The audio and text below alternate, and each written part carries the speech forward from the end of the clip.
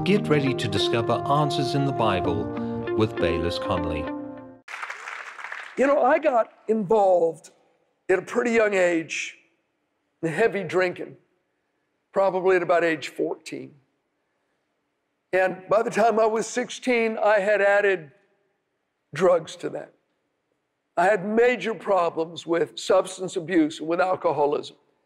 And as a young teenager, I would take off for days at a time. My mom and dad didn't know where I was. And then I'd show up after a couple of days, be higher than a kite, or so drunk I could hardly walk. And I remember the only time my dad hit me, he only hit me once in my life.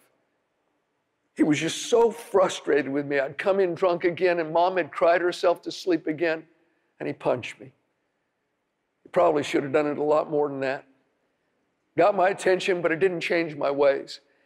And you know, I left home as a teenager and didn't see my parents for about 4 years. And my lifestyle got worse and worse. I mean, I was going down the drain quick. And they didn't know where I was, just that I'd been associating with people that I shouldn't be associating with. And Dad, like most guys, can compartmentalize things. And he put me in some compartment off on the side, locked the key, and sort of turned his back on it. People ask me, "You have a son?" He go, "No, I got a daughter." Us guys, we have an ability. We can lock the box. Ladies generally are not wired up that way.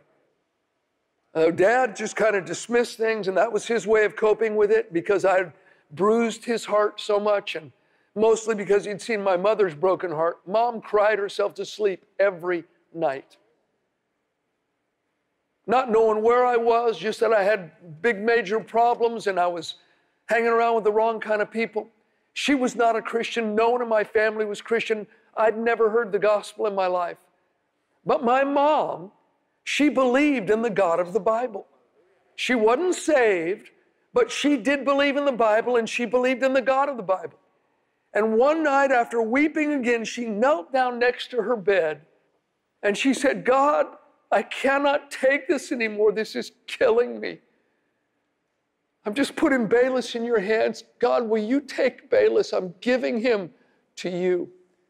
And she said when she uttered that prayer, it was like a huge stone rolled off of her chest. And she said, "I never worried about you again." The burden was gone. Now, interestingly enough, a short time after she prayed that prayer, I ended up sitting in the front row of a street mission full of derelicts, homeless people, and drug addicts. And I walked forward that night and gave my heart to Jesus Christ.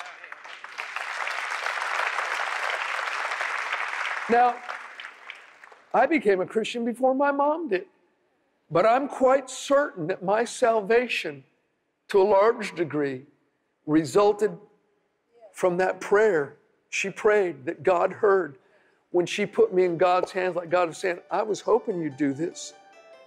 Yes, I will take this burden from you." Don't underestimate the power of your prayers.